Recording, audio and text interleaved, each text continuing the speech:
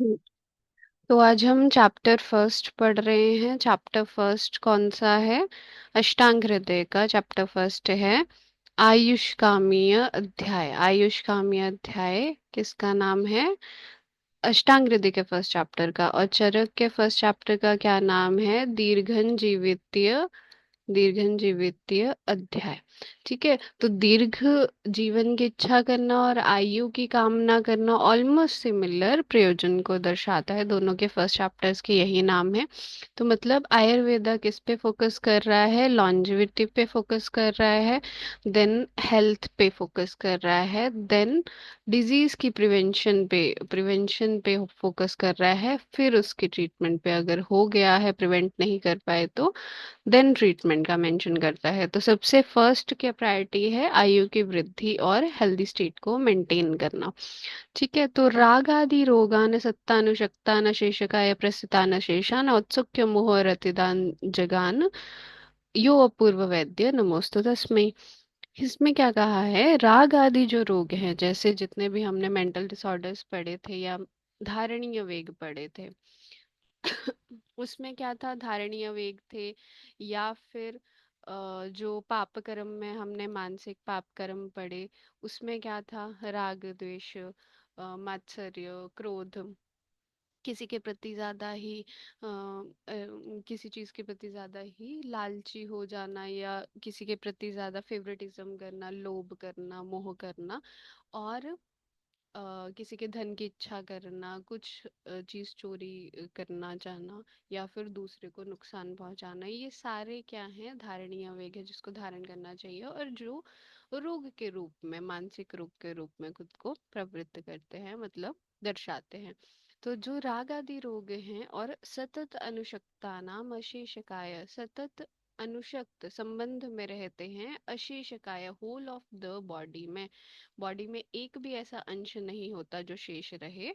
तो whole of the body में ये सारे सतत अनुशक्त संबंध में रहते हैं, और प्रस्थितान अशेषान ऐसे फैले होते हैं जैसे एक भी कोई अंश बाकी ना रहे। तो इससे क्या उत्पन्न होता है? औत्सुक्य मोह अरति। औत्सुक्य क्या है? बिना कोई सोच समझ के, बिना विवेक करके, बिना विचार करके उत्सुकता रहना, हमेशा जल्दबाजी में बिना सोचे समझे कार्य करना। मोह मतलब किसी चीज के प्रति ज्यादा लोलुपता, लालच, या फिर फेवरेटिज्म किसी चीज के प्रति, है ना? या फिर किसी चीज की इच्छा होना, वो है मोह। और अरति, अरति मतलब बेचैनी या असंतोष वाली कंडीशन, जिसमें आप पेशेंस नहीं रख पा रहे हैं। इन तीनों चीजों को उत्पन्न करता है, उत्सुकता को, मोह को, और अरति बेचैनी को उत्पन्न करता है, असंतोष को उत्पन्न करता है। तो इन जो राग आदि रोग हैं इन चीजों को उत्पन्न कर रहे हैं, और इसके जघन, इसके नाश का वर्णन जिन अपूर्व वैद्यों ने किया है। अपूर्व वैद्य मतलब जिन वैद्यों का पहले कभी वर्णन नहीं हुआ, जो वैद्य पहले कभी नहीं आए और जिनसे पहले कोई नहीं था। अपूर्व हुआ फर्स्ट नंबर पे। ठीक है, अपूर्व मतलब फर्स्ट से पहले तो कुछ नहीं आता, फर्स्ट से बाद ही आएंगे टू थ्री फोर। तो अपूर्व वैद्य हुए जो श्रेष्ठ वैद्य हैं, उनको हमारा नमोस्तु तस्मै, उनको हमारा नमस्कार है। ठीक है, फिर इसके बाद तो इन सब इष्ट देवताओं का नमस्कार करके अब हम तंत्र को पढ़ना शुरू करेंगे। अथ, अथ के बाद, अथ जो मंगलकारक शब्द है उसके बाद हम आयुष्कामी अध्याय की व्याख्या करेंगे। ऐसा ही आत्रेयादि महर्षि कहते हैं, ऐसा ही कहा गया है अत्रेयादि महर्षियों के द्वारा।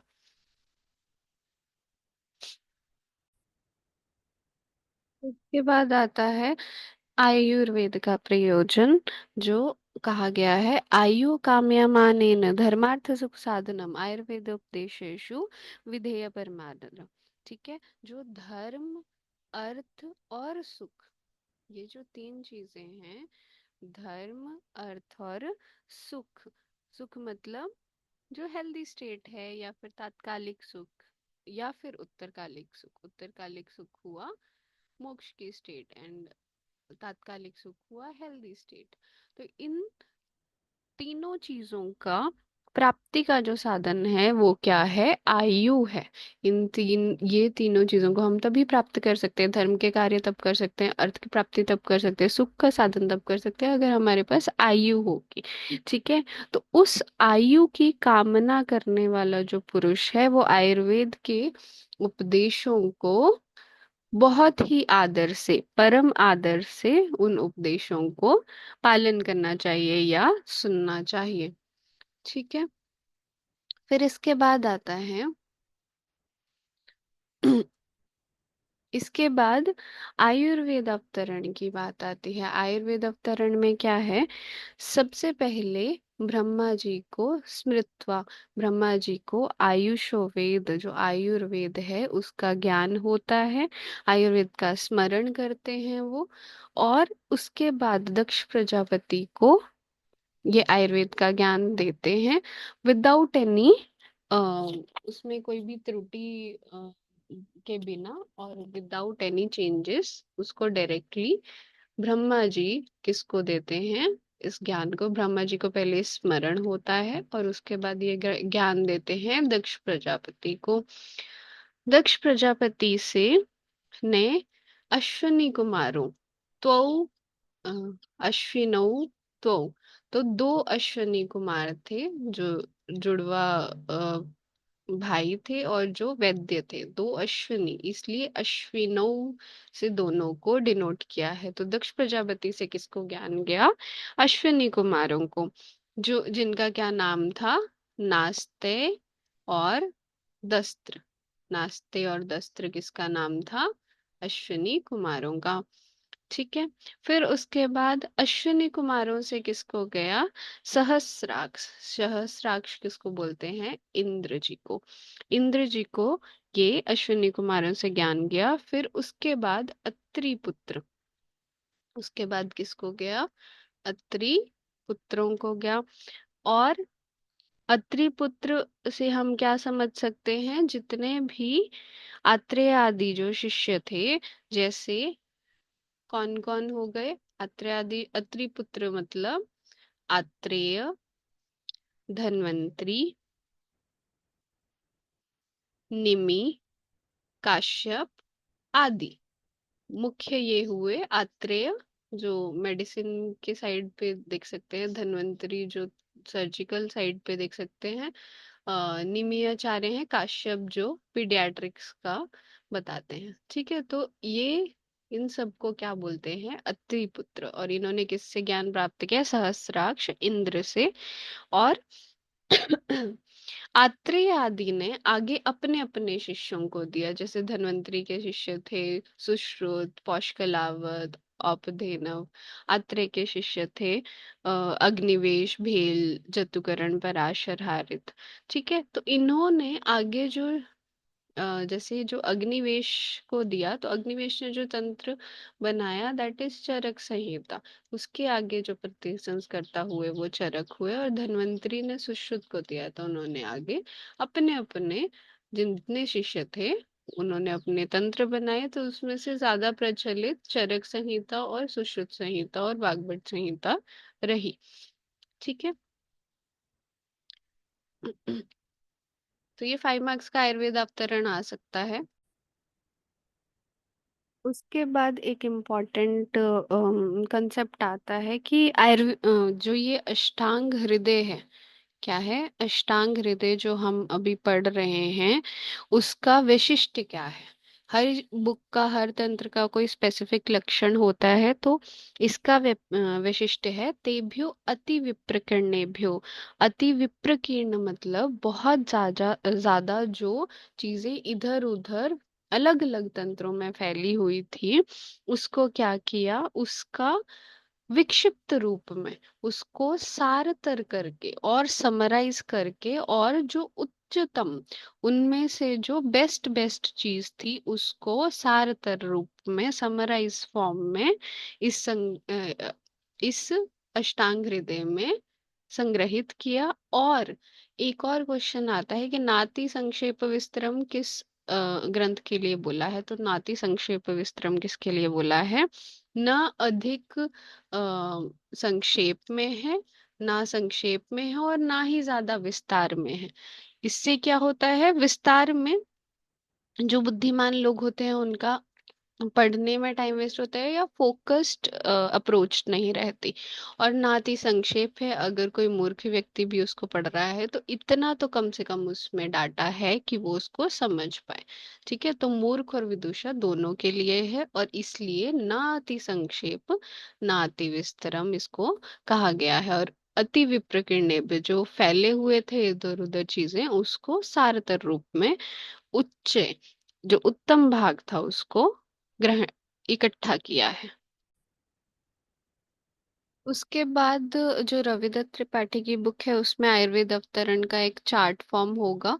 उसमें कुछ नहीं, जो अभी मैंने आयुर्वेद अवतरण बताया उसमें बस आचार्यों के नाम है कि किससे किसको वो ज्ञान गया है, डिफरेंट डिफरेंट आचार्यों के अकॉर्डिंग डिफरेंट डिफरेंट आयुर्वेद अवतरण है, पर बेसिकली मुख्य रूप से जो था वो मैंने बता दिया। तो आगे जो शिष्यों के नाम है वो अगर आप पढ़ना चाहते हो तो उस चार्ट को आप देख लें एक बार, जिसके पास वो बुक है वो ग्रुप पे डाल दे। फिर उसके बाद है अष्ट प्रकार के जो 8 अंग हैं, आयुर्वेद के जो 8 अंग हैं वो अष्टांग हृदय में वर्णित हैं। क्या क्या है वो, ये श्लोक इंपॉर्टेंट है, ये करना है।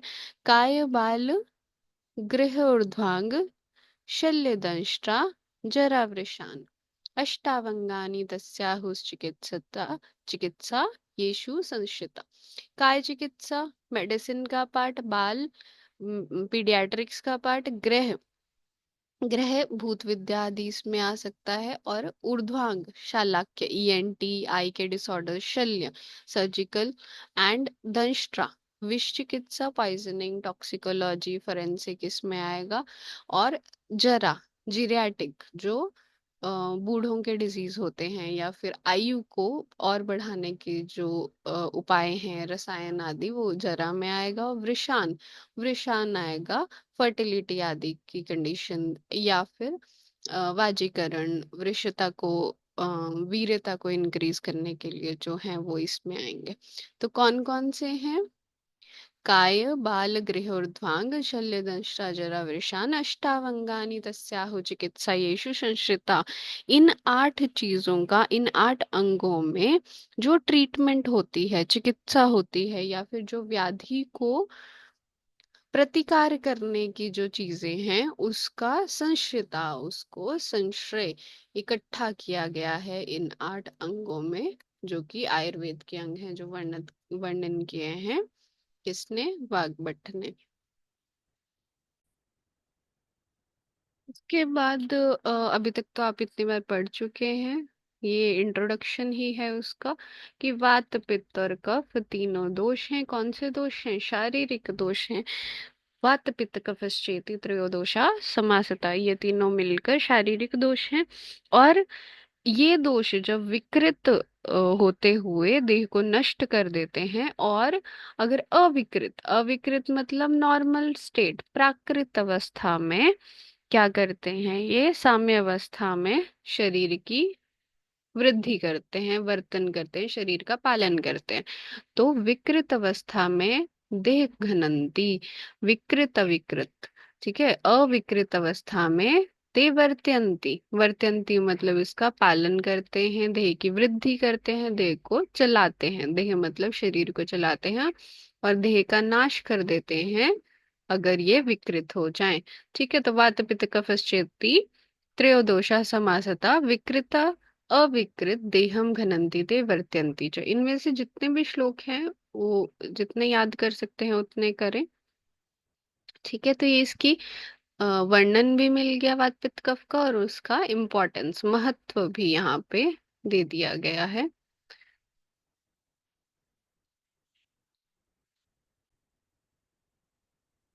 इसके बाद जो वात पित्त कफ है उनके बारे में और डिटेल में बताया कि वात पित्त कफ रहते कहाँ पे हैं, तो ये शरीर है। ठीक है, यहाँ पे हृदय, नाभि, अधो मध्य, ऊर्ध्व संश्रया, कहाँ कहाँ पे रहते हैं ये? जो नाभि के नीचे वाला पार्ट है वो क्या है, वात का स्थान है।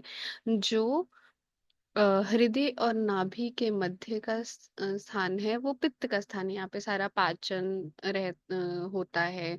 सारा जो हार्ट है वहां पे साधक पित्त होता है। तो ऐसे ये डिसाइड करना है कि यहाँ पे डाइजेशन होता है तो यहाँ पे पित्त का स्थान है। और ऊर्ध्व जो हृदय के ऊपरी भाग में है वो किसका स्थान है, कफ का स्थान है।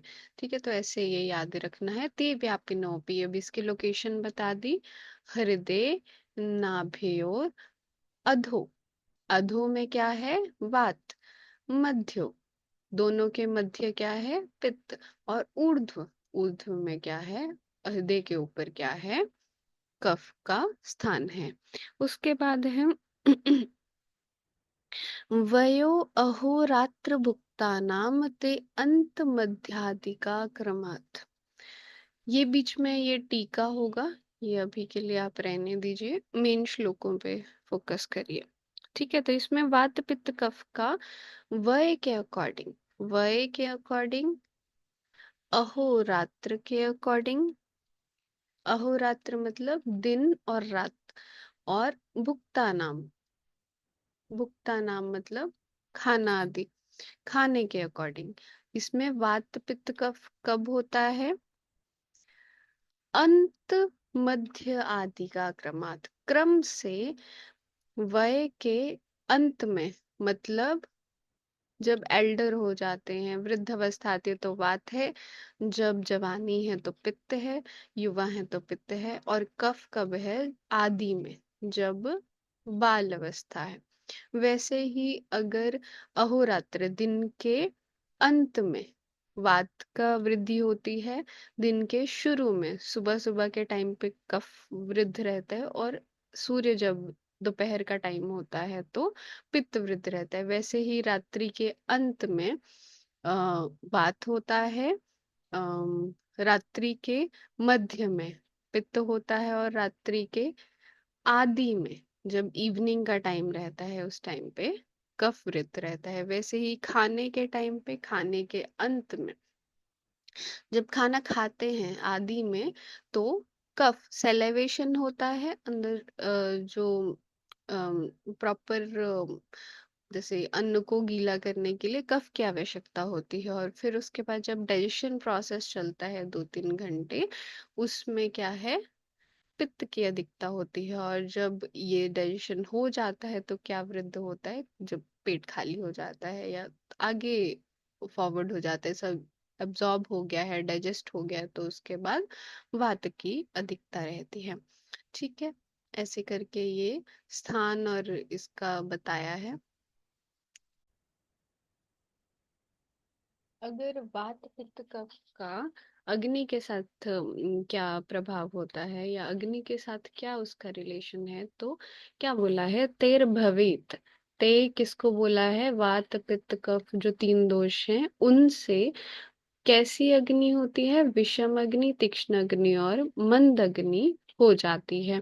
तो ऑब्वियसली विषमता किस में रहेगी, विषम अग्नि कभी खाना पचा रही है, कभी नहीं पचा रही, कभी तीक्ष्ण हो जा रही है, कभी मंद हो जा रही है। ये जो विषम अग्नि है ये वात की वजह से रहेगी। फिर तीक्ष्ण, बहुत ज्यादा खाना पचा दे रही है, या फिर बहुत ज्यादा धातुओं को भी क्षय कर दे रही है, या फिर उसको आहार की अधिक आवश्यकता पड़ रही है, तो वो है पित्त की वृद्धावस्था, तीक्ष्ण अग्नि। उसके बाद है मंद अग्नि, तो ये कफ की वजह से होती है। इतना समझ आया। उसके बाद अगर सारे दोष बराबर में है तो अग्नि भी सम रहती है। ये अग्नि और अम, दोषों का रिलेशन है। फिर इसके बाद ऐसे हमने कितने टाइप की अग्नि पढ़ी, 4 टाइप की, विषम, तीक्ष्ण, मंद और सम अग्नि पढ़ी। वैसे ही कोष्ठ के प्रकार हैं। कोष्ठ भी कैसे हुए, कोष्ठ के भी 4 प्रकार हुए। क्रूर कोष्ठ जो वातज प्रधान पुरुष में होता है, मृदु कोष्ठ जो पित्त प्रधान पुरुष में होता है, और मध्य कोष्ठ कफ में भी होता है, और संप्रकृति में भी, जिसमें वात पित्त कफ बैलेंस्ड है उसमें भी मध्य कोष्ठ रहता है। तो 4 टाइप की हमने अग्नि पढ़ी और 4 टाइप के कोष्ठ पढ़े। अब ये क्रूर कोष्ठ जो वात में रहता है, मोस्टली ये कॉन्स्टिपेटेड कंडीशन रहती है। पित्त जो है इसमें थोड़े से भी कुछ जैसे दुग्ध आदि का सेवन करेंगे तो उससे विरेचन हो जाता है, मृदु कोष्ठ होता है। ठीक है, इजीली इसको डायरिया की कंडीशन में जाता है। और वात जो क्रूर कोष्ठ है वो इजीली कॉन्स्टिपेटेड कंडीशन में जाता है। उसके बाद कफज वाला और समवात पित्त कफ वाले मध्य रहते हैं। ठीक है। फिर इसके बाद है इसके बाद किसका वर्णन है? प्रकृति का वर्णन है। प्रकृति का क्या? प्रकृति होता क्या है, अभी तक आपने फिजियो में भी पढ़ लिया होगा और इसमें भी वर्णन आया है कि प्रकृति होता क्या है। तो प्रकृति क्या है? देह की प्रकृति है जो जन्म के टाइम पे बनती है। तो अभी आपने देह का प्रकृति परीक्षण अभी किया भी था। और जो वो प्रकृति है वो उसकी बचपन में ही बन जाती है, जब वो फिटल फॉर्म में है तभी उसकी प्रकृति का निर्माण हो गया। और वो होल ऑफ द, जब तक पेशेंट मर नहीं जाता तब तक उसकी वो प्रकृति सेम रहती है, जो उसका स्वभाव है वो सेम रहता है। प्रकृति क्या होता है? स्वभाव रहता है। ठीक है, यहाँ पे प्रकृति का मतलब है उस टाइम पे जब फिटल डेवलपमेंट हो रहा था तो वात पित्त कफ का कैसा कॉम्बिनेशन था, किस चीज का ज्यादा प्रभाव था, तो वैसी उसकी प्रकृति हो जाती है। और वैसे ही उसमें लाइफ टाइम में वैसे ही डिसऑर्डर्स रहते हैं। वातज वाला ज्यादा पेन और पैरालिसिस और जो वेदना आदि की कंडीशंस हैं उसके लिए प्रोन रहता है। पित्तज वाला ज्यादा अल्सरेटिक कंडीशंस के लिए या फिर दाह बर्निंग, पसीना आना, उसके लिए प्रोन रहता है। कफ वाला डिफरेंट, थोड़ा बात करने में कम या फिर स्थिर बुद्धि वाला, ज्यादा धारण शक्ति वाला रहता है। तो ये तो हमने ऑलरेडी फिजियो में भी आपने अभी तक पढ़ लिया होगा। इसमें है कि डेफिनेशन बताई है पहले कि शुक्र आर्तव, स्पर्म एंड ओवम, शुक्रार्तव स्थिर जन्मादो, जब जन्म के आदि में, जब जन्म से पहले ही जब शुक्र और शोणित, शुक्र और आर्तव मिल रहे थे, उस टाइम पे ये प्रकृति वात आदि दोषों के साथ, वात पित्त कफ के साथ जब मिल रहे थे जन्म के आदि, मतलब फीटल डेवलपमेंट के टाइम पे या फिर गर्भाधान काल में, उस टाइम पे जो इनकी कंपोजिशन रहती है वाताती दोषों की, उस हिसाब से 3 प्रकृतियों का निर्माण होता है जो हीन, मध्य और उत्तम मानी जाती हैं। अलग अलग 3 प्रकृतियों का निर्माण होता है। इसमें एग्जाम्पल और उपमा जो इम्पोर्टेंट है वो है विषेणेव विष्क्रमे। विषेण विष्क्रमे मतलब जिस प्रकार विष की कृमियां विष से नष्ट न होकर विष में ही उत्पन्न होती हैं, वैसे ही जो वातादि दोषों के द्वारा जो प्रकृतियां निर्माण होती हैं वो उस जो इंडिविजुअल है उसको वो तंग नहीं करती हैं। ठीक है, वो उससे पहले ही साथ में होकर आता है। ठीक है, तो उसका जो खुद का स्वभाव है, अब अग्नि है, अग्नि दूसरों को तो जलाएगी लेकिन खुद अपने लिए तो कोई उसको प्रॉब्लम नहीं है अपने लिए, ना वो उसको बर्न कर रही है ना उसको उष्णता दे रही है। जो उसका स्वभाव है वो उसमें ही खुश है, इसका ये मतलब है। तो विषण व विष्क्र में मतलब जो जैसे स्नेक हैं या फिर जो भी विषैले जानवर हैं, वो पूरा टाइम उनमें पॉइजन रहता है लेकिन वो खुद क्यों नहीं मर जाते? क्योंकि वो उनका स्वभाव है, वो उसी के साथ ही जन्मे हैं। तो इसका एग्जाम्पल ये बहुत इंपॉर्टेंट है, उपमा बहुत इंपॉर्टेंट है कि प्रकृति जैसे पॉइजनस कोई कृमि है, पॉइजनस स्नेक है, उसमें जैसे वो विष बाकियों को तो नुकसान पहुंचाता है लेकिन वो उसके स्वभाव होने के कारण, उसकी प्रकृति होने के कारण वो खुद को नुकसान नहीं पहुंचाता। ठीक है। फिर उसके बाद आता है ये दो सेंटेंस समझ गए। शुक्र और आर्तव के जन्म के आदि में जब इकट्ठे होते हैं तो वात पित्त कफ की जो सिचुएशन होती है उसके अकॉर्डिंग तीन प्रकृतियां बनती हैं, हीन, मध्य और उत्तम होती हैं। और ये कैसे होती हैं? विषणे विषकृ में जैसे विषैले जंतु में विष होता है वैसे ही प्रकृति होती है। ठीक है, इसमें हीन किसको बोला है, मध्य किसको बोला है और उत्तम किसको बोला है? हीन प्रकृति मोस्टली मानते हैं वातज वाली, पित्तज वाली मोस्टली मध्यम मानते हैं, और उत्तम प्रकृति किसको मानते हैं? कफज वाली को मानते हैं। ठीक है, इसमें जो भी जैसे धन की प्राप्ति हो, मित्रों की इकट्ठे करने की बात हो, या फिर मित्रता ज्यादा निभाने की बात हो, या बुद्धि की स्थिरता की बात हो, वो कम ही रहते हैं, इसलिए वातज को हीन प्रकृति माना है। वैसे ही यहाँ पे इनके संतान भी कम रहती है, कफज वाले में संतान अधिक रहती है, धन भी प्रॉपर रहता है, बुद्धि भी स्थिर रहती है, और होल ऑफ द लाइफ इनकी थोड़ा बेटर गुजरती है, इसलिए इसको उत्तम प्रकृति मानते हैं, और पित्तज वाले मध्य ही है। ठीक है, फिर आ, इसमें तीनों की समानता से एक सम धातु से, सम धातु यहाँ पे दोषों को माना है, वात पित्त कफ जो है अगर सम है तो उससे समस्ताशु से सम प्रकृति बनती है जो श्रेष्ठ है। जो कफज वाली उत्तम थी उससे भी श्रेष्ठ है वात पित्त और कफ सम है अगर किसी में। और निंद्य कौन सी है? अगर दो दो दोषों से है, वात पित्त है, पित्त कफ है, कफ पित्त कफ वात है, इन ये जो तीन कॉम्बिनेशन है ये क्या हुए? वात पित्त कफ के यही कॉम्बिनेशंस बन सकते हैं, तो ये द्विदोषज है, जिसमें द्विदोषज हैं जिसमें दो दोष हैं, ये बिल्कुल निकृष्ट और निंद्य मानी जाती है। मैक्सिमम यही मिलती है हमें, द्विदोषज ही। ठीक है, तो ऐसे करके ये होल ऑफ द श्लोक इज इम्पॉर्टेंट।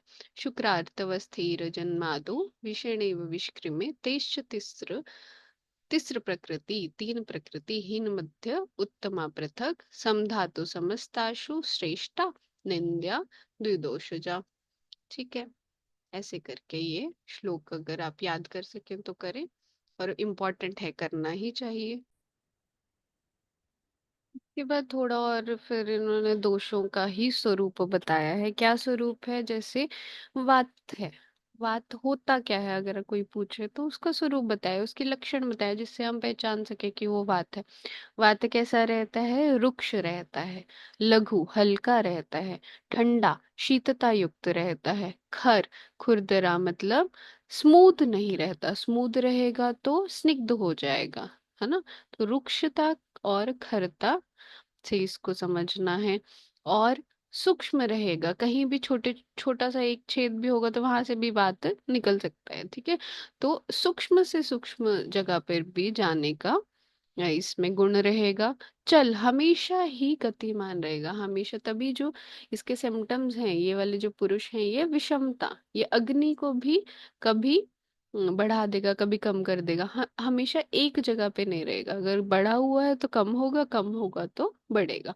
ठीक है, हमेशा चलायमान रहेगा। अनिल, अनिल किसको बोलते हैं? वात को। ठीक है, तो ये अनिल के, अनिल या वात के कैरेक्टर्स हो गए। उसके बाद आते हैं पित्त पे। पित्त क्या है? सस्नेह, तीक्ष्ण, उष्ण, लघु, विस्र, सरद्रवम। इसमें क्या है? ये इम्पोर्टेंट है, ये करेंगे ही आप श्लोक। सस्नेह, सस्नेह मतलब इसमें थोड़ा सा स्मूथनेस रहता है, स्मूदीनेस रहता है। पित्त मतलब थोड़ा आप बाइल से भी कोरिलेट करते हैं, तो बाइल क्या है? लिक्विड फॉर्म है। लिक्विड जो है, जो जलीय तत्व द्रव है, वो थोड़ा स्मूथ ही रहेगा, वो रुक्ष नहीं हो सकता, तो सस्नेह इसका लक्षण है। फिर तीक्ष्ण रहेगा, वो द्रव बाइल जो है वो थोड़ा तीक्ष्ण रहता है, ऑब्वियसली वो सारा जो फूड है उसका डाइजेशन कर रहा है, तो ऑब्वियसली वो तीक्ष्ण रहेगा, उष्ण रहेगा, डाइजेशन प्रोसेस कर रहा है। तो लघु लाइट रहेगा, है ना, गुरु नहीं रह सकता, वो कफ की तरह गुरु नहीं रहेगा। तो इन दोनों में क्या कॉमन एक गुण पढ़ लिया आपने? वात भी लघु है और पित्त भी लघु है। फिर उसके बाद आता है विस्र। विस्र मतलब इसमें फाउल स्मेल रहेगी। पित्त का कैरेक्टरिस्टिक फीचर है कि इसमें विस्र गंध रहेगी। ऐसा ही रक्त के लिए भी बोलते हैं, रक्त का जैसा गंध रहता है, ब्लड का जैसा स्मेल रहता है, थोड़ा फाउल स्मेल रहता है, वैसा ही पित्त का भी स्मेल रहता है, बाइल का भी वैसा ही स्मेल रहता है ना, थोड़ा तीक्ष्ण रहेगा, फाउली स्मेल रहेगा। उसके बाद सर। सर मतलब सर ऑलमोस्ट चल की तरह ही होगा। सर मतलब बहने वाला, है ना। सर मतलब बहने वाला, फैलने वाला, प्रसरण करने वाला जो होता है वो पित्त रहता है। और द्रव, द्रव तो मैंने बताया ही क्या है, फ्लूइडिटी युक्त होता है, द्रव पदार्थ की तरह, लिक्विड की तरह रहता है। ठीक है, ऑब्वियसली उष्ण है कोई चीज, बहुत ज्यादा स्नेहित है, फिर भी उष्णता युक्त है तो वो हमेशा फैलेगी, सर रहेगी, फैलेगी, लिक्विड फॉर्म में रहेगी। ठीक है। उसके बाद है कफ। कफ क्या है? कफ में ऑब्वियसली स्निग्धता है, इसमें सस्नेह था और यहाँ पे स्निग्ध लक्षण है, इसको नोट करना।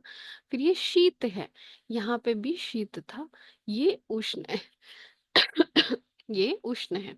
उसके बाद ये दोनों लघु थे।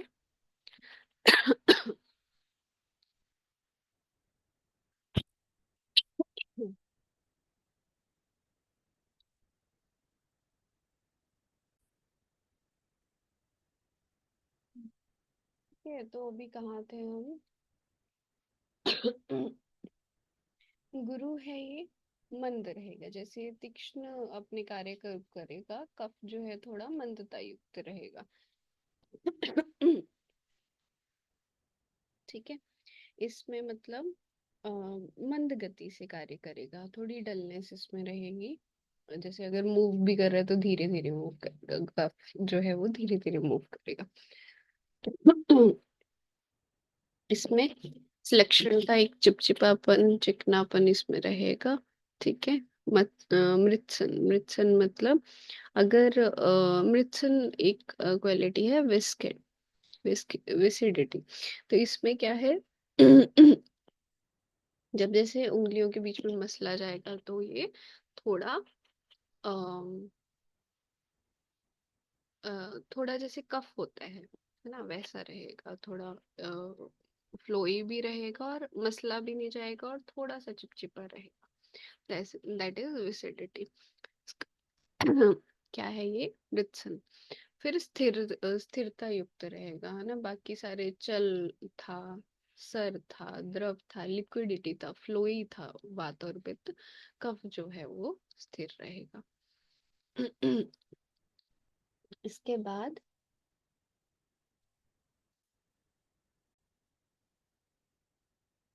कॉमन ही है फिर कि अगर जो हमने वात के, पित्त के, कफ के जो भी लक्षण पढ़े, अगर वो दो चीजों के लक्षण मिल रहे हैं, वात के मिल रहे हैं, पित्त के मिल रहे हैं, या फिर पित्त के मिल रहे हैं, कफ के मिल रहे हैं, या कफ के मिल रहे हैं और वात के मिल रहे हैं, तो दो दोष जहाँ पे लक्षण एग्जिबिट कर रहे हैं वो संसर्ग की कंडीशन है, और तीन दोष, तीनों ही अगर एग्जिबिट कर रहे हैं वो सन्निपात की कंडीशन है। ठीक है। ऐसा कहा है। तो इसमें तीनों ही दोष या दोनों ही दोष क्षय को मतलब कम ज्यादा की अवस्था में रह सकते हैं। ऐसा हो सकता है वात बड़ा हो, पित्त सम हो, कफ कम हो। ठीक है, वात बड़ा हो, पित्त बड़ा हो, कफ कम हो, या वात बड़ा हो, पित्त बड़ा हो, कफ भी बड़ा हो। ठीक है, ऐसे करके डिफरेंट परम्यूटेशन कॉम्बिनेशन से ये संसर्ग और सन्निपात की कंडीशंस आती हैं। उसके बाद उसके बाद धातुओं का वर्णन है, ये आपने ऑलरेडी फिजियोनॉटमी में तो पढ़ ही लिया होगा, यहाँ पे भी आ रहे हैं कि सात धातुएं कौन सी हैं। जैसे तीन दोष हैं वैसे, रसासृकम, मांस, मेद, अस्थि, मज्जा, शुक्र धात्वः। ये श्लोक आप कर सकते हैं। सप्तदुष्य, ये दूष्य बोलते हैं क्योंकि ये वात पित्त कफ जब दूषित हो जाते हैं, एग्रेवेटेड कंडीशन में होते हैं, तो इन सेवन टिश्यूज जो हैं, इनको बॉडी टिश्यूज को ये दूषित करते हैं, ये दूषित हो जाते हैं दोषों के द्वारा, इसलिए इनको दुष्य भी कहा गया है। क्या है? रस, रक्त, मांस, मेद, अस्थि, मज्जा, शुक्र। रक्त को यहाँ पे असृग शब्द से बोला है, असृग शब्द।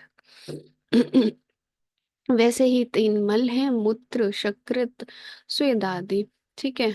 मूत्र, शकृत स्टूल या पुरीश, जो हमने वेग विधारण में भी पढ़ा था, और स्वेद आदि, स्वेद, मूत्र और पुरीश, ये तीन जो हैं त्रिमल हैं, सप्त धातुएं हैं।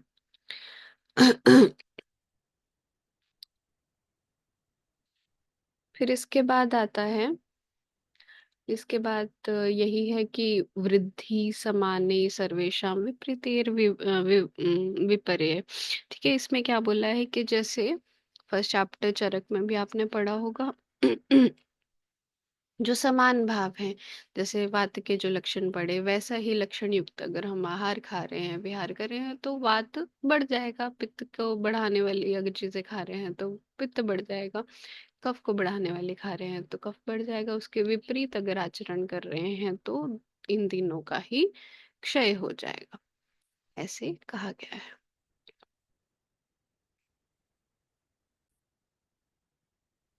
फिर उसके बाद रसों का वर्णन आता है। रस तो हमें पता ही है, छह हैं, षड द्रव्यम आश्रिता। छयों के छह जो है वो द्रव्यों में ही आश्रित रहेंगे। रस का हमें कैसे पता चलेगा? कोई द्रव्य को हम खाएंगे तब हमें रस का पता चलेगा। यह रस जो है वो कहाँ पे आश्रित रहते हैं? किसी ना किसी द्रव्य में रहते हैं। ठीक है। द्रव्य में आश्रित रहते हैं रस। द्रव्य का एक गुण है रस। क्या है? मधुरम ललवण कटु तिक्त कषाय।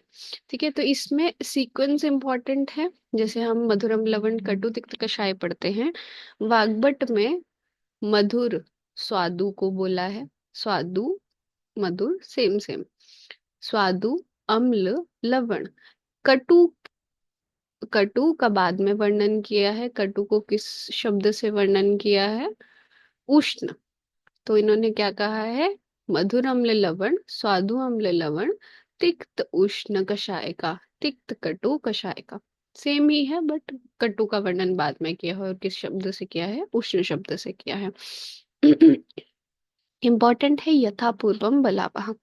यथापूर्वम बलावह मतलब जैसे, ये जो सीक्वेंस इंपॉर्टेंट क्यों है? क्यों हम लवण अम्ल मधुर क्यों नहीं बोल सकते? इसी सीक्वेंस में क्यों बोला जाता है? क्योंकि इसका बल जो है इस डायरेक्शन में इंक्रीज करता है। मतलब मधुर जो है वो सबसे ज्यादा बलयुक्त रस है।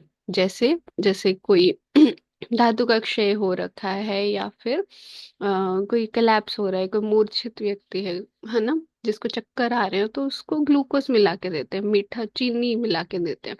तो चीनी ग्लूकोज जो है वो सबसे ज्यादा बल को देने वाला है। उसी तरह से लास्ट में जो कषाय है वो सबसे कम बल वाला है। तो इस ऐसे इसको समझेंगे। तो वैसे ही मधुर से कम बल किसका हुआ? अम्ल का, फिर लवण का, फिर तिक्त का, फिर उष्ण और फिर कषाय का। तो ऐसे सीक्वेंस में ये बल ज्यादा वाला है और ये कम बल वाला है। उसके बाद रसों और दोषों का संबंध है। ये आपने आगे एक चैप्टर में भी पढ़ा था, फिर से वही चीज है। एक्चुअल में फर्स्ट यही पढ़ना था आपने। तो ये है वात को घनंती तत्राद्या। आद्या मतलब शुरू के जो तीन हैं, आदि के जो तीन हैं वो वात को शमन करते हैं। त्रयस तिक्ताद्या कफम। लास्ट के जो तीन हैं वो कफ को शमन करते हैं। और फर्स्ट तीन वात को शमन करते हैं, लास्ट तीन कफ को शमन करते हैं। और मधुर, तिक्त और कषाय, ये किसका शमन करते हैं? कषाय तिक्त मधुरा पित्तमन्येतु कुर्वन्ते। पित्त का शमन करते हैं। ठीक है।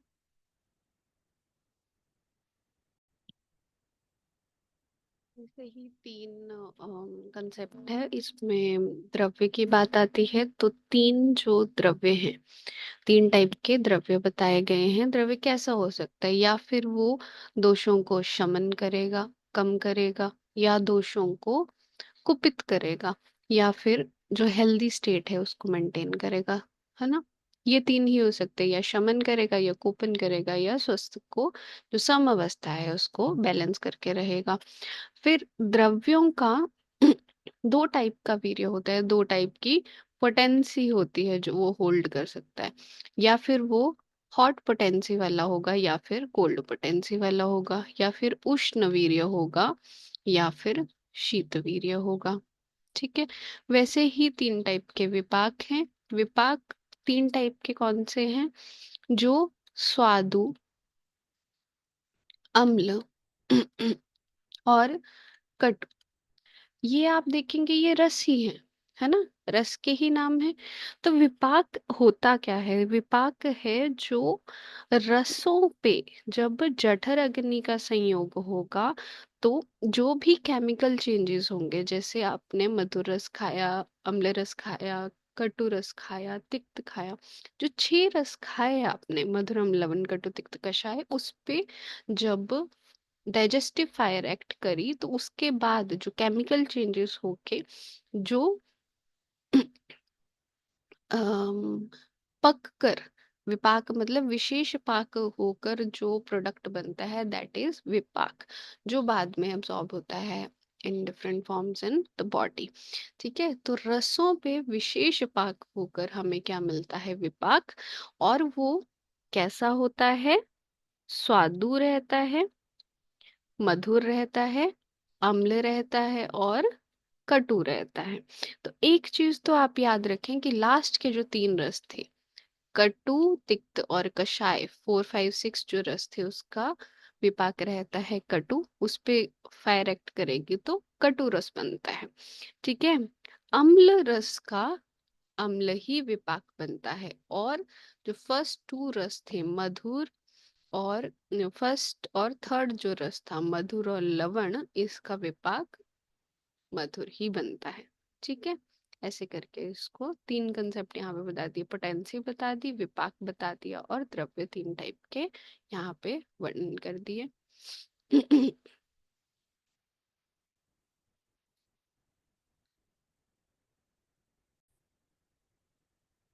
वैसे ही द्रव्यों का एक और क्या प्रॉपर्टीज हो सकती हैं? एक तो हमने रस पढ़ा, उसकी पोटेंसी वीर्य पढ़ा, द्रव्य का विपाक क्या होता है ना, उस पे डाइजेशन एक्शन करेगा तो क्या होगा।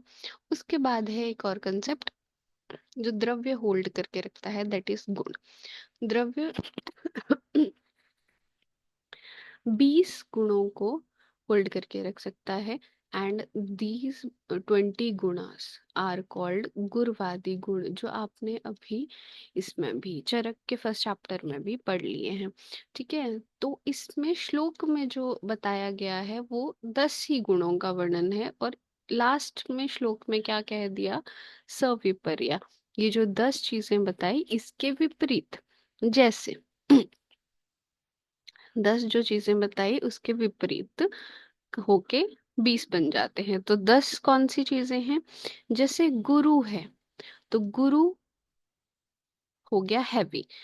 फिर इसके विपर्य, इसके अपोजिट क्या है? लाइट।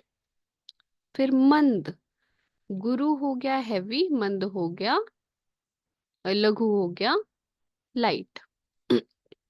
मंद, मंद मतलब मंद गति से चलने वाला, टाइम लगाने वाला। और इसके अपोजिट हो गया गुण, विपर्य देखना है ना हमने, 20 करने हैं, तो अपोजिट गुण हो गया तीक्ष्ण, जो जल्दी जल्दी कार्य करे और बिल्कुल शार्प कार्य करे। उसके बाद है हिम। हिम मतलब ठंडा, शीत। उसके अपोजिट गुण हुआ उष्ण। और स्निग्ध, स्मूथ, उसके अपोजिट गुण हुआ रुक्ष।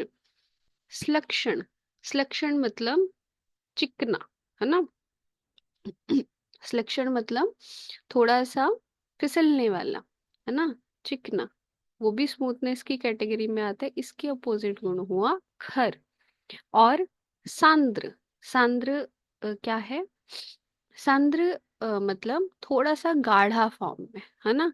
और इसके अपोजिट हुआ द्रव, जो फ्लोई है वो द्रव, और जो गाढ़ा है, जो है तो लिक्विड बट फ्लोई नहीं है, दैट इज सांद्र गुण। उसके बाद है मृदु। मृदु मतलब सॉफ्ट। इसके अपोजिट गुण हुआ कठिन, जो बिल्कुल हार्ड है। ठीक है। फिर आता है स्थिर। स्थिर क्या हुआ? जो कफ का गुण हमने पढ़ा, बिल्कुल इमोबाइल कंडीशन। और इसके अपोजिट हुआ सर, जो हमने पित्त का गुण पढ़ा, मतलब मोबाइल कंडीशन, है ना, जो घूम फिर रहा है या फ्लोई है। ठीक है। फिर उसके बाद आता है सूक्ष्म। सूक्ष्म गुण के अपोजिट क्या हुआ? सूक्ष्म हमने वात का गुण पढ़ा, जो छोटे छोटे जगहों पे भी अपनी पहुंच बना सकता है, जहाँ पे वो छोटी छोटी जगहों को रीच कर सकता है ना, छोटे छोटे चैनल्स पे जा सकता है। इसके अपोजिट हुआ स्थूल, जो हमने कफ का गुण पढ़ा, है ना। स्थूल मतलब जो बड़ा है, जो छोटी छोटी जगहों पे नहीं जा पा रहा। फिर है विशद। लास्ट है विशद। विशद मतलब बिल्कुल साफ, है ना, साफ या फिर निर्मलता युक्त, तो बिल्कुल क्लियर, है ना। जैसे पानी अगर क्लियर है बिल्कुल, दैट इज विशद। इसके अपोजिट है पिच्छल। पिच्छल मतलब चिकनाहट युक्त या फिर बहुत ज्यादा गंदला, है ना। बहुत ज्यादा उसमें चीजें हैं जिससे वो हैवी बन जा रहा है, क्लियर नहीं है ना, थोड़ा टर्बिड है, दैट इज पिच्छल। तो ये कफ का भी गुण है। ठीक है। तो ऐसे करके श्लोक में तो इन्होंने 10 ही गुणों का वर्णन किया। गुरु मंद हेम स्निग्ध लक्षण सांद्र मृदु स्थिरा गुण सूक्ष्म और विशद। लेकिन इसके विपरीत भी हमें समझने चाहिए इसी श्लोक में। तो ऐसे करके विंशति, विंशति अर्थात 20 गुणों को हमें समझना चाहिए। ठीक है।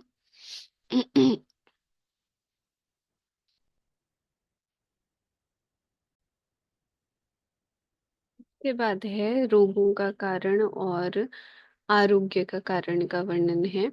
इसमें काल अर्थ कर्मणाम योग, ये 3 कारण बताए गए हैं। ठीक है। इन 3 कारणों से हमें क्या समझना चाहिए? काल, एक तो जो भी 3 प्रकार के काल होते हैं, कोई ऋतु हो गई, शीत हो गया, उष्ण हो गया, वर्षा हो गई, ऋतुएं हो गई, या दिन रात हो गया, कैसा समय चल रहा है, एपिडेमिक की सिचुएशन है, वायरल चल रहा है। जो काल मतलब समय कौन सा है, सीजन कौन सा है, दिन कौन सा है, रात क्या कौन सी चल रही है। ठीक है। काल मतलब समय। अर्थ, अर्थ मैंने क्या बताया था? जितने भी इंद्रियों के विषय हैं वो क्या हैं? अर्थ। ठीक है। कान से सुनना, आंखों से देखना, जीभा से रस का ज्ञान करना, घ्राण, नासिका से गंध का ज्ञान करना, और स्किन से स्पर्श का ज्ञान करना, ये सारे क्या हैं? विषय। और कर्म, कर्म अर्थात जो भी हमारे शारीरिक कर्म है, मानसिक कर्म है, वाचिक कर्म है, वाणी के कर्म है, वो कर्म में आएंगे। इन तीनों का, काल का अर्थ जो इंद्रियां कार्य कर रही हैं उसका, कर्म जो शारीरिक मानसिक और वाचिक कर्म है उनका हीन योग हो सकता है। इन तीनों का परमिटेशन कॉम्बिनेशन अगर हम करें तो हीन योग हो सकता है। मिथ्या, मिथ्या मतलब जो सही डायरेक्शन में जा रहा है वो ना जाके उल्टा सीधा डायरेक्शन में जाना। ठीक है। मिथ्या योग हो सकता है मतलब गलत डायरेक्शन में। और अति मात्रा, बहुत ज्यादा योग हो सकता है, हीन योग हो सकता है, या मिथ्या योग हो सकता है, या फिर सम्यक योग हो सकता है। ठीक है। तो अगर सम्यक योग है तब तो आरोग्य का कारण बनेगा, इन तीनों का, काल का, अर्थ का और कर्मों का। अगर सम्यक योग है तब हेल्दी स्टेट है। लेकिन इसके अलावा जितने भी हैं, कौन से, हीन, मिथ्या और अति मात्रा में अगर से योग हो रहे हैं, तो ये तीनों किसका निर्माण करेंगे? रोग का निर्माण करेंगे, डिजीज को उत्पन्न करेंगे। ठीक है। श्लोक को भी आप कर सकते हैं। उसके बाद ये श्लोक भी इम्पोर्टेंट है, रोगास्तु दोष वैषम्यम दोष साम्यम अरोगता। रोग कब होगा? जब दोष विषमता में जाएंगे। विषमता अर्थात हीन होंगे, अति होंगे या मिथ्या होंगे। अपने प्राकृत चीज से अवि सॉरी प्राकृत चीज से अप्राकृत कंडीशन है। अप्राकृत कंडीशन है मतलब विकृत कंडीशन में जा रहे हैं, विषमता में जा रहे हैं। जैसे उनको रहना चाहिए वैसे न रह के टेढ़े मेढ़े, कुछ भी उसमें ऊपर नीचे हो रहा है तो क्या होगा? रोग की उत्पत्ति होगी। और अगर सम अवस्था में रहेगा तो आरोग्यता होगी। रोगस्तु दोष वैषम्यम दोष साम्यम अरोगता निजागंतु विभागेन तत्र रोगा द्विधा स्मृता। ऐसे करके दो टाइप के हमें रोग पढ़ने चाहिए, समझने चाहिए। निज और आगंतुज विभाग से दो टाइप के हैं। तो ये आपको मैंने पढ़ा भी दिया था कि निज मतलब वात पित्त कफ के अकॉर्डिंग दोषों की वजह से, या जिसका ओरिजिन निज मतलब अपने ही शरीर से हो रहा है, आगंतुज मतलब कोई ना कोई उसमें बाहरी कारण है। ठीक है। निज मतलब वात पित्त कफ की वजह से, आगंतुज मतलब बाहरी कारण।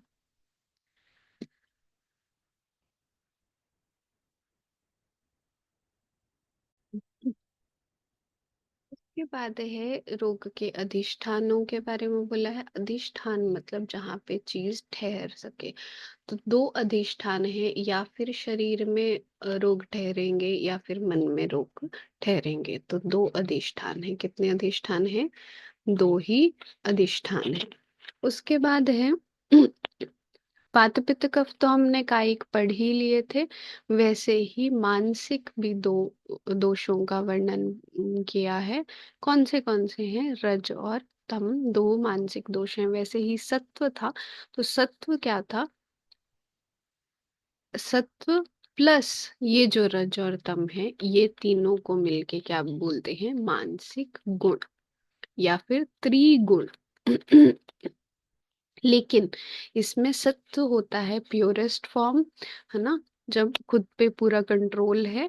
और ये जो है ये डिस्टरबेंस क्रिएट करते हैं, रज और तम। तो ये दोनों जो है ये दोष हैं, और ये बैलेंस्ड अवस्था है, इसलिए ये दोष नहीं है सत्व। वैसे ही इसमें रोगी की परीक्षा कैसे करनी है, तो ये कहा है।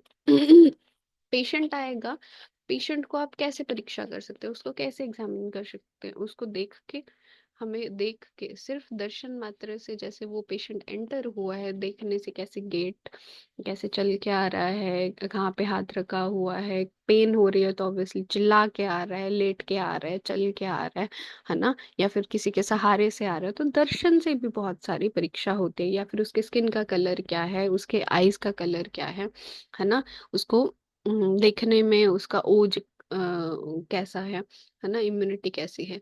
वैसे ही स्पर्शन, स्पर्शन में हम टेम्परेचर चेक करेंगे, उसकी नाड़ी परीक्षा कर सकते हैं, हम पल्स एग्जामिनेशन कर सकते हैं, स्टेथोस्कोप लगाएंगे तो वो भी स्पर्श की ही परीक्षा है। और तीसरा, हम प्रश्न कर सकते हैं, उससे क्वेश्चंस पूछेंगे, खाना पचा कि नहीं पचा, क्या प्रॉब्लम हो रही है, कहाँ कहाँ पे पेन हो रही है। तो ये सब तीन चीजों से हम रोगी की परीक्षा कर सकते हैं। उसके बाद है रोग की परीक्षा।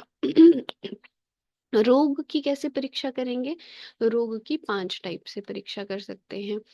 रोग का पहले कॉज देखेंगे, निदान देखेंगे, प्राग रूप पहले के लक्षण देखेंगे, जो प्रॉपर डिजीज उत्पन्न होने से पहले जो थोड़े मोड़े लक्षण हमें दिखते हैं, जो इंडिकेटिंग साइंस होते हैं, प्रीमॉनिटरी साइंस होते हैं, वो प्राग रूप से हम डिजीज का पता कर सकते हैं कि कैसे लक्षण, कैसे पूर्व रूप दिख रहे हैं तो कैसा रोग हो सकता है। लक्षणों से, सिम्टम से ऑब्वियसली रोग का पता चलेगा। और उपशय, उपशय मतलब कौन सी चीज से वो ठीक हो रहा है, कौन सी चीज से नहीं ठीक हो रहा है। अनुपशय मतलब जिन चीजों से वो ना ठीक हो। उपशय मतलब ऐसी औषध, ऐसा अन्न और ऐसा विहार जिससे जिसके इकट्ठे संयोग से रोग जो है वो ट्रीट हो जा रहा है, वो उपशय है। और संप्राप्ति मतलब उसका पैथोजेनेसिस देखेंगे। तो इन पांच चीजों को हम नोट कर सकते हैं एक रोग में। रोग मतलब डिजीज में। के बाद देशों के बारे में वर्णन है। देश मतलब कोई प्लेस, तो देश भी दो प्रकार के बताए हैं। या फिर जो आयुर्वेद में हम पढ़ते हैं कि इस देश में, जैसे हमने द्रव्य का पढ़ा था, तो कौन से पर्वत की से नदी आ रही है तो उसके क्या गुण होंगे, कौन से प्लेस के नदी है, कौन से प्लेस का आहार है, कौन से प्लेस का विहार है, तो उसके क्या गुण होंगे। तो भूमि एक तो देश हो सकता है, और सेकंड देह, जो ह्यूमन बॉडी है, दैट इज ऑल्सो प्लेस।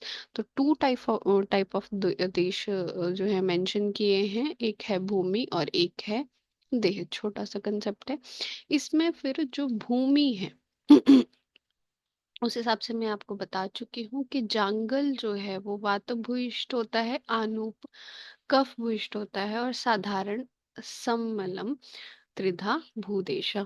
ठीक है, तो भूमि देश को इन्होंने थ्री टाइप में बोला। एक तो जांगल देश, जो डेजर्ट रीजन रहता है, जहाँ पे बहुत ज्यादा वायु चलती है, या फिर वात और पित्त, चरक के अकॉर्डिंग पित्त भी इसमें अधिकता रहती है, मतलब गर्म प्रदेश जो रहते हैं वहां पे जांगल देश है, वात की अधिकता है। सेकंड है आनूप देश, जहाँ पे कफ की अधिकता है, जो ठंडे प्रदेश है। और साधारण देश, साधारण क्या है?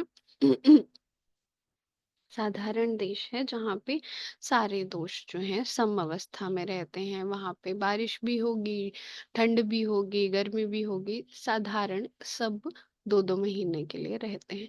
अनूप क्या हुआ? जहाँ पे ठंडा प्रदेश है। जांगल हुआ जहाँ पे गर्म प्रदेश है। तो बस आपको दोषों का देखना है कि जांगल में वात भूयिष्ठ है, अनूप में कफ बढ़ा हुआ है, और साधारण में सारे जो मल है, मल मतलब दोष जो है वो बराबर है।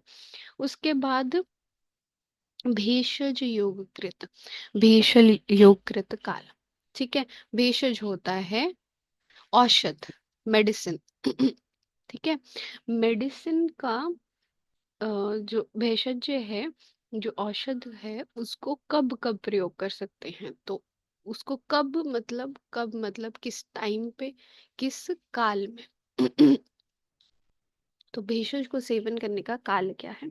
तो ये दो टाइप के बताए गए हैं। क्या है? क्षणादि।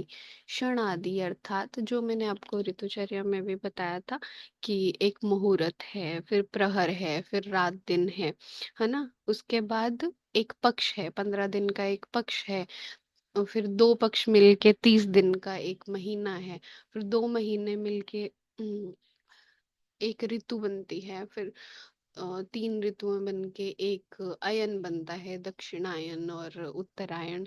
और दोनों अयन मिलके एक साल बनता है, एक वर्ष बनता है। और वैसे ही आगे 5 साल मिलके एक युग बनता है। ऐसे ऐसे करके जो क्षण आदि, एक एक क्षण, एक पलक झपकना एक क्षण, है ना। तो एक एक सेकंड से लेके जो है, ये टाइप, ये जो क्लासिफिकेशन है आता है क्षण आदि काल में। और सेकंड है व्याधि अवस्था। जो एज अ डॉक्टर हमें दोनों ही कालों का पता होना चाहिए। एक है क्षणादि काल, जो नॉर्मल जो समय चल रहा है क्लॉकवाइज, जो एक एक क्षण एक एक सेकंड चल रहा है। और सेकंड है व्याधि की अवस्था। व्याधि की अवस्था मतलब कि व्याधि कौन सी स्टेज में है, अभी स्टार्टिंग स्टेज है, आम अवस्था है, या पच्यमान अवस्था है, या पक्व अवस्था है, या फिर नया रोग है, एक्यूट डिजीज है, क्रॉनिक डिजीज है, बहुत सालों से है, या फिर उसकी प्रोग्नोसिस कैसी है, वो ठीक होगा नहीं होगा, है ना। अगर कोई डिजीज है, वो अगर तीक्ष्ण है, तो वो थोड़े टाइम में भी वो घातक रहेगी। अगर कोई मृदु है, वो चाहे कितने सालों से चली आ रही है, वो उतना घातक नहीं रहेगी। ठीक है, तो व्याधि की अवस्था को भी जानना वैद्य का कर्तव्य है। ठीक है।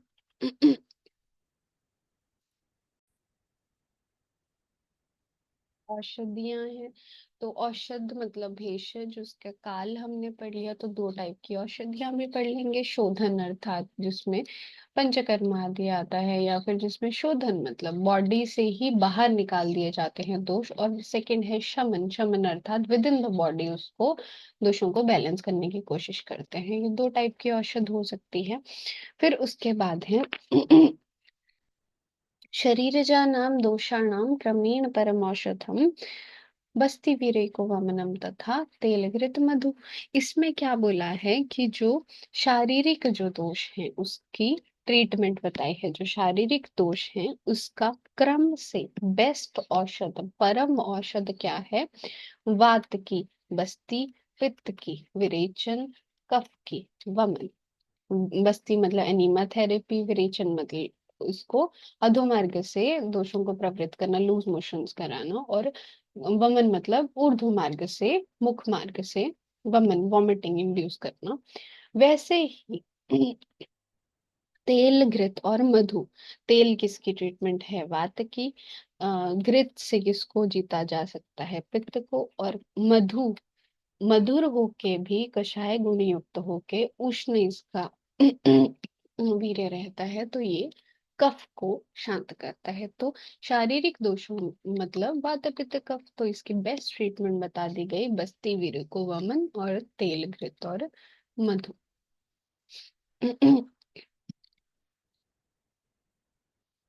इसके बाद आता है इसके बाद आता है मानसिक दोषों की चिकित्सा। मानसिक दोषों में मानसिक दोषों में क्या है? ट्रीटमेंट क्या दे सकते हैं जो मानसिक दोष हैं? सबसे पहले हैं क्या क्या? रज और तम है।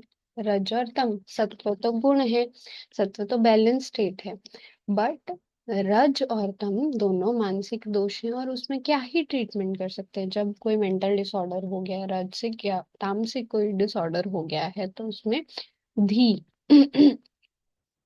धैर्य, आत्मादि विज्ञानम, जो देव चिकित्साएं, जो खुद पे कंट्रोल करने वाली चिकित्साएं हैं, वो ही कर सकते हैं ना। धैर्यवान बन सकते हैं मेडिटेशन आदि करके, एक्सरसाइज वगैरह करके। अपने जो हित की चीजें हैं वो करनी चाहिए, और अपने जो अहित वाली चीजें हैं उनको त्याग करना चाहिए, जिससे मेंटली स्टेबल रहे। और धी मतलब बुद्धि द्वारा जो ठीक है और जो गलत है उन दोनों को ही समझ कर फिर कार्य करना, है ना।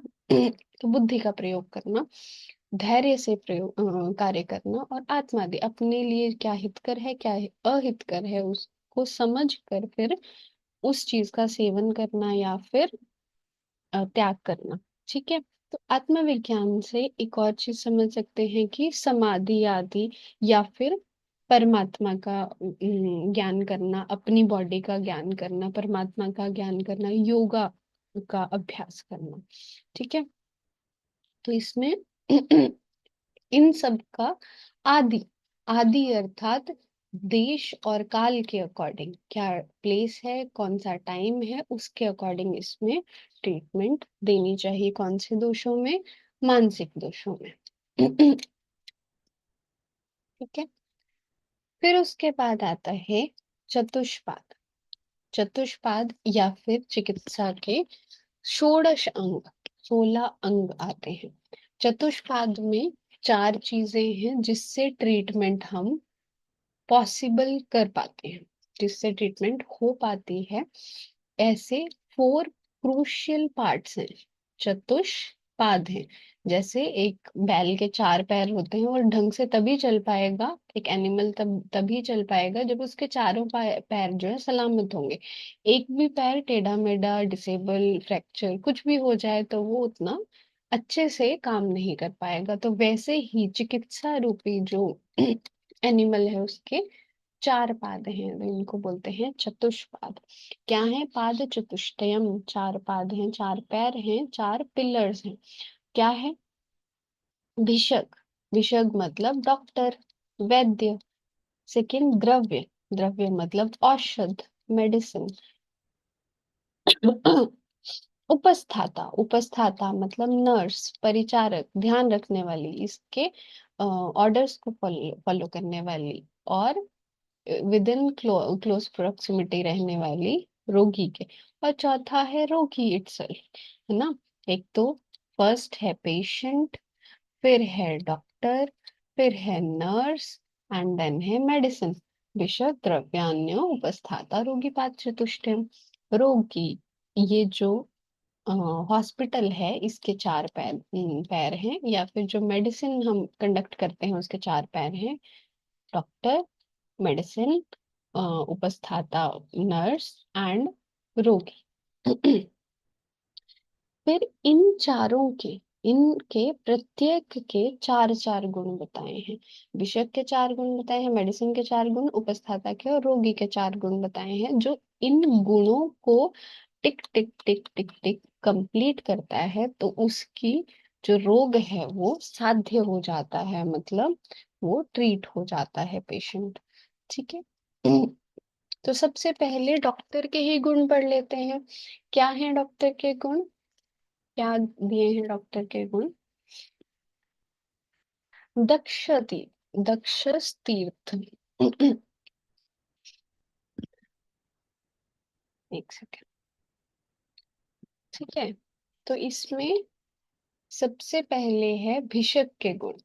भिषक के चार गुण बताए हैं। दक्ष, दक्ष मतलब वो बिल्कुल शार्प माइंडेड होना चाहिए, बिल्कुल ऐसे लथार्जिक नहीं होना चाहिए, या मंद बुद्धि नहीं हो सकता एक डॉक्टर। ठीक है, क्योंकि उसने आगे पेशेंट के जीवन मरण को हैंडल करना है, तो उसको बिल्कुल दक्ष निपुण होना चाहिए, बिल्कुल शार्प माइंडेड होना चाहिए। फिर है तीर्थ, तीर्थार्थ शास्त्रार्थो, जो जिसने किसी गुरु के अंडर, किसी अच्छे कॉलेज में, किसी अच्छे जानकार से शास्त्र का ज्ञान प्राप्त किया है। तीर्थार्थ शास्त्रार्थो। ठीक है, शास्त्र का ज्ञान कहाँ से प्राप्त किया है? किसी अच्छी जगह से प्राप्त किया है, किसी गुरु से प्राप्त किया है। फिर दृष्ट कर्मा, उसने वो चीजें, ज्ञान तो प्राप्त किया, पढ़ाई तो की, पर उसको प्रैक्टिस भी किया है। एक्चुअल में प्रैक्टिस भी उसको दृष्टकर्मा किया है, उसने वो चीजें देखी हैं, इंटर्नशिप करी है। और शुचि, मतलब अपने शरीर और मन में कोई पाप लेके नहीं बैठा है, वो हमेशा वो पवित्र है। तो ये किसके गुण हैं? ये चार गुण हैं एक डॉक्टर के। उसके बाद औषध की बात आती है। औषध में है कि बेस्ट जो मेडिसिन है वो क्या है, उसको अलग अलग तरीकों से अलग अलग कल्पनाएं उसकी दे सके, उसका चूर्ण भी बन सके, उसका घृत भी बन सके, तेल बन सके, वात बन सके, डिफरेंट डिफरेंट फॉर्म्स में उसको पेशेंट को दे सके।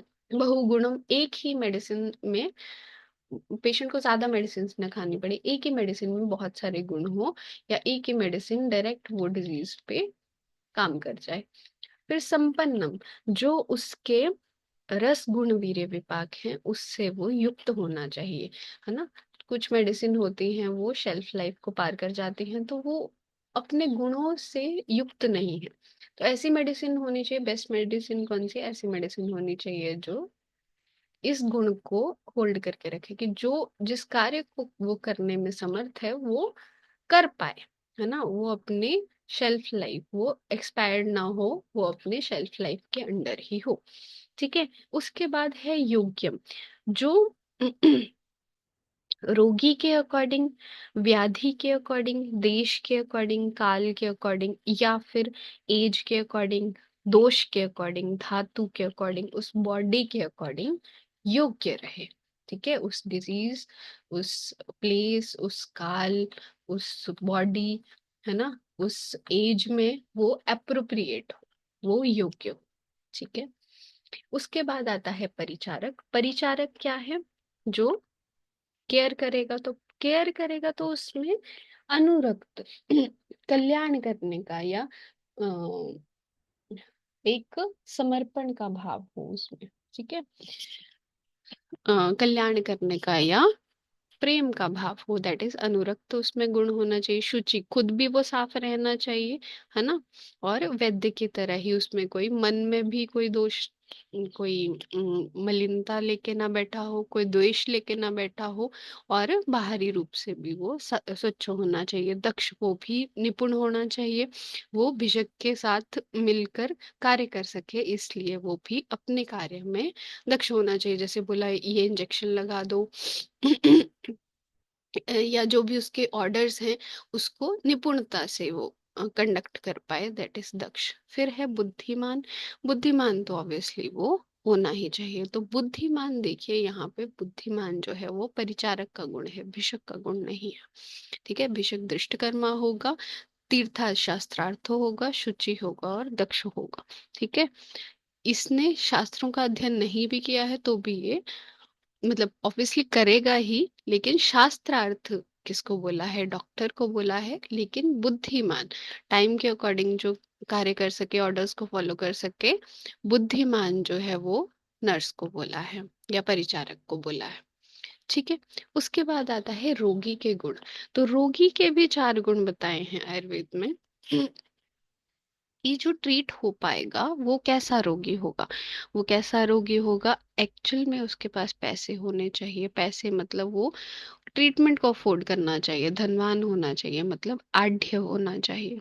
फिर है भिषग वश्य। भिषग वश्य मतलब जो वैद्य के अधीन हो, जो वैद्य के सारे ऑर्डर्स फॉलो कर सके। ठीक है, फिर ज्ञापक। ज्ञापक मतलब अपनी जो उसकी वेदनाएं हैं, जो वो फील कर रहा है, जो उसको सिम्टम्स हैं, जो साइंस हैं, वो सब वो पेशेंट सॉरी डॉक्टर को बता सके। ठीक है, अपनी जो वो झेल रहा है उसको व्यक्त करने में वो समर्थ हो। और ऐसा रोगी जो सत्ववान हो।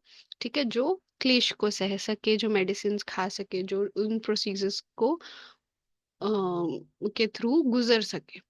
ठीक है, तो ऐसा रोगी ट्रीट हो पाता है, साध्य उसका रोग हो पाता है। ठीक है,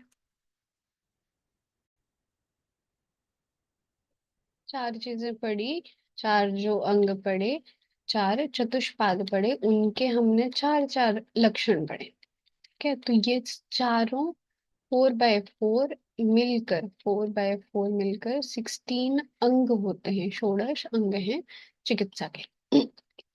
उसके बाद है साध्यो असाध्य इति व्याधिर द्विधा।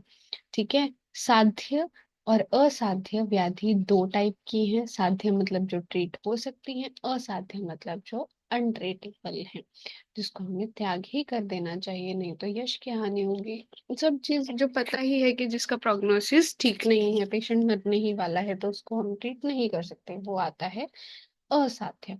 ठीक है, वो आगे फिर से तो पुनः द्विविधा। जो साध्य डिसऑर्डर है और जो असाध्य डिसऑर्डर है वो आगे फिर से 2 टाइप के हैं। कैसे हैं 2 टाइप के? सुसाध्य और कृत्साध्य। जो ट्रीट हो सकते हैं उसमें भी कुछ रोग होंगे जो इजीली ट्रीटेबल हैं, और कुछ हैं जो डिफिकल्ट हैं ट्रीट करने के। ट्रीट तो हो जाएंगे लेकिन वो कष्ट देके ट्रीट होंगे या टाइम लगा के ट्रीट होंगे। वैसे ही असाध्य हैं जो अनट्रीटेबल हैं, उसमें भी कुछ ऐसे डिसऑर्डर हैं जो लाइफ टाइम के लिए रहेंगे, लेकिन थोड़ी थोड़ी मेडिसिन खा के, पथ्य वगैरह करके पेशेंट जी पाता है, लेकिन वो डिजीज ठीक नहीं होगी। तो वो असाध्य में आए, लेकिन पेशेंट मेडिसिन करके, लाइफस्टाइल चेंज करके, एक्सरसाइज वगैरह करके उसको आयु को बढ़ा पाता है। ठीक है, और उसके बाद है सेकंड है अनुपक्रम। अनुपक्रम में मतलब जो ठीक ही नहीं हो सकते, या फिर जो आयु को क्षय करेंगे ही। ठीक है, जो अनट्रीटेबल है। ठीक है, तो इसमें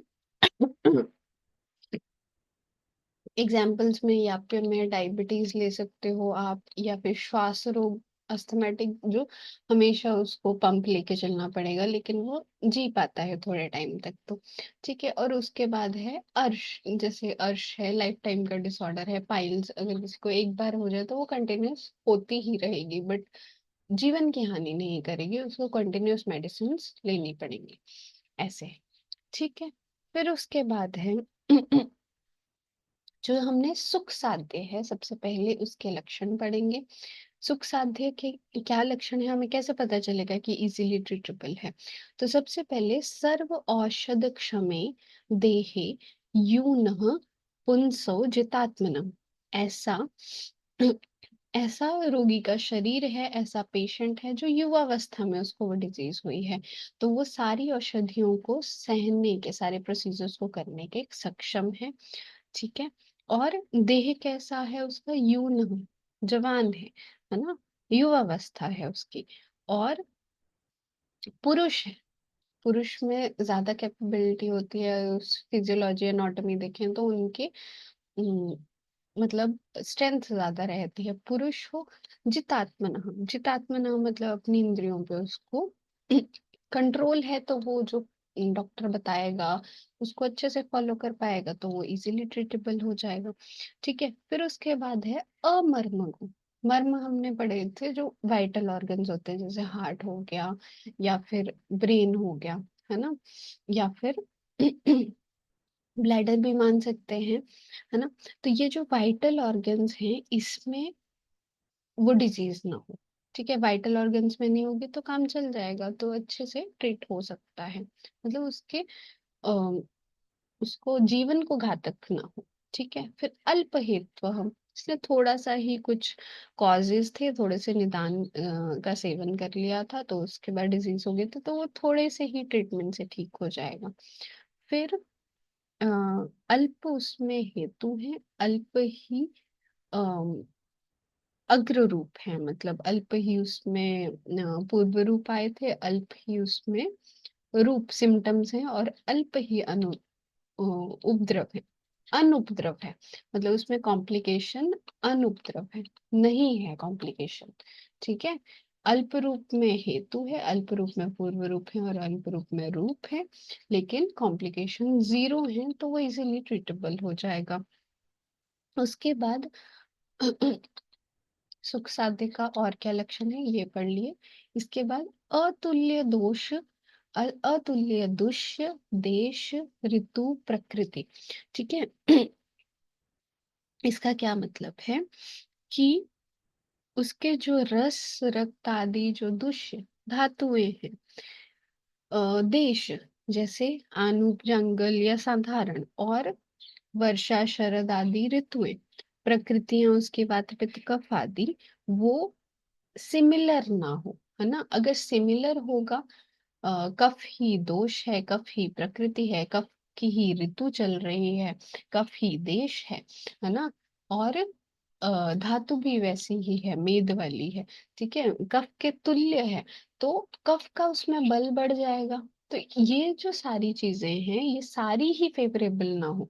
ठीक है, उसमें अगर धातु कोई है तो उसके अपोजिट वाली ऋतु चल रही हो, अपोजिट वाला देश हो, अपोजिट प्रकृति हो, तो वो इजीली ट्रीटेबल हो जाएगा।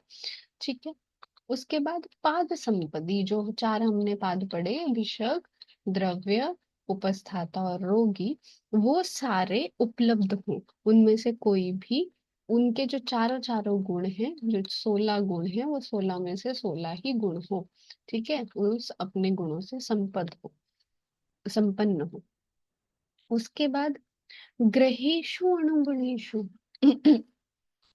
इम्पोर्टेंट है, ग्रहेषु अनुगुणेषु, ग्रहेषु अनुगुणेषु एक दोष मार्गा। ग्रहेषु अनुगुणेषु मतलब कि ग्रहों की दशा के अनुकूल है ना, ग्रहों का जो टाइम चल रहा है वो भी अनुकूल है, अनुकूल राशि में स्थित है, कोई शाप नहीं है, कोई डिफिकल्ट ग्रह वहां पे नहीं है, तो साध्य रहेगा। फिर एक दोष मार्गेशु, ठीक है, एक ही दोष उसमें इन्वॉल्व है, या वात है या पित्त है या कफ है, ठीक है, एक ही दोष इन्वॉल्व है, तो उसकी ट्रीटमेंट इजीली हो जाएगी। नव, अभी अभी हुआ है, ज्यादा टाइम से नहीं है, ज्यादा डिजीज ने जड़ नहीं बना ली है, तो वो सुख कारक है, सुख साध्य होगा। ठीक है, फिर उसके बाद है कृत साध्य। इसके बाद कौन सा हमने पढ़ा था, सुख साध्य, कृत साध्य, याप्य और अनुक्रम्य। तो उसके बाद कृत साध्य कैसा होता है? कृत साध्य ऐसा रोग है जिसमें डिफिकल्ट ट्रीटमेंट होगी, प्रोसीजर्स थोड़े सीवियर यूज करने पड़ेंगे, शस्त्र आदि उसमें यूज करना पड़ेगा। ठीक है, शस्त्र आदि मतलब शस्त्र, शार, अग्निकर्म, ऐसे कोई बड़े प्रोसीजर्स उसमें यूज करने पड़ेंगे। ठीक है, सिर्फ मेडिसिन से ट्रीट नहीं होगा।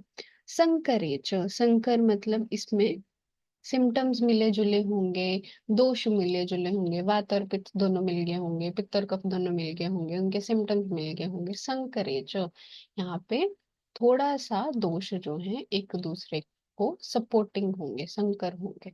ततो गदह, ठीक है।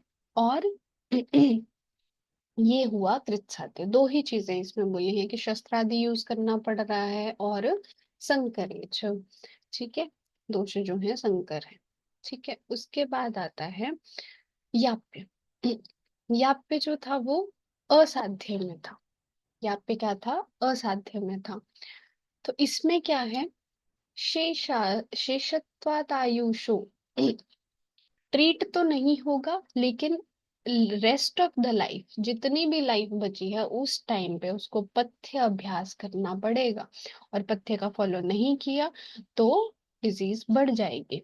जैसे डायबिटीज का मैंने एग्जाम्पल बताया था, शेष जीवन के लिए उसको पथ्य का अभ्यास करना पड़ेगा, ठीक है। इस रोग को क्या बोलते हैं? याप्य। उसके बाद है अनुपक्रम्य। अनुपक्रम्य रोग है, उसमें क्या है? जो ठीक ही नहीं होगा, अचिकित्सीय है ना। तो सुख साध्य के इसमें अत्यंत विपरीत कंडीशन होगी। एव स्यात् स्थितो अत्यंत विपरीत। जो सुख साध्य का उस था उससे बिल्कुल अपोजिट जो है, जितनी भी हमने चीजें सुख साध्य में पढ़ी उसके बिल्कुल अपोजिट इसमें चीजें मिलेंगी। जैसे एक दोष था तो उसमें तीनों दोष मिल जाएंगे। चतुष्पाद 16 गुण थे, 16 के 16 थे, तो इसमें 0 होंगे या 0 to 5 गुण ही मिल पाएंगे। या डॉक्टर ही नहीं होगा या नर्स ही नहीं होगी या औषध ही नहीं होगी, ऐसा होगा तो अनट्रीटेबल रहेगा। इसमें औत्सुक्य मोहरित। इसमें औत्सुक्य जो एकदम से उत्सुकता रहती है, असंतोष रहता है, अति बेचैनी, मोह उत्पन्न हो जाता है। ये जो डिजीज है ये तीनों चीजों को उत्पन्न कर देती है। जब मरने वाला इंसान है या फिर जो ट्रीट नहीं हो सकता उसमें ये तीनों चीजें उत्पन्न हो जाती हैं। उत्सुकता, मोह और अति बेचैनी उत्पन्न हो जाती है, ठीक है। दृष्ट अरिष्टो। उस दृष्ट अरिष्टो मतलब अरिष्ट बोलते हैं मृत्यु सूचक लक्षण, जो मरने से पहले कुछ लक्षण हमें दिखते हैं, 6 महीने पहले, 1 महीने पहले, 1 साल पहले ना, उसको अरुंधति तारा नहीं दिखता है। 1 हफ्ते पहले, 1 रात पहले, 3 रात पहले, है ना। तो जो मृत्यु सूचक जो लक्षण दिखते हैं, जैसे जटायु बन जाना, मक्खियां उसको लग जाना, है ना। और उसको कुछ चीजें अज्ञान होना, जैसे अपने रिश्तेदारों को पहचानना भूल जाना, है ना। ये सारे मरणासन्न लक्षण हैं, वो दिखना शुरू हो जाए तो वो अब अनुपक्रम में है, उसको ट्रीट नहीं करना है। और अक्षनाश, उसके किसी ना किसी इंद्रियों का दिखना बंद हो जाना, सुनना बंद हो जाना, गंध का ज्ञान बंद हो जाना, ये क्या है? अनट्रीटेबल डिजीज है, ठीक है।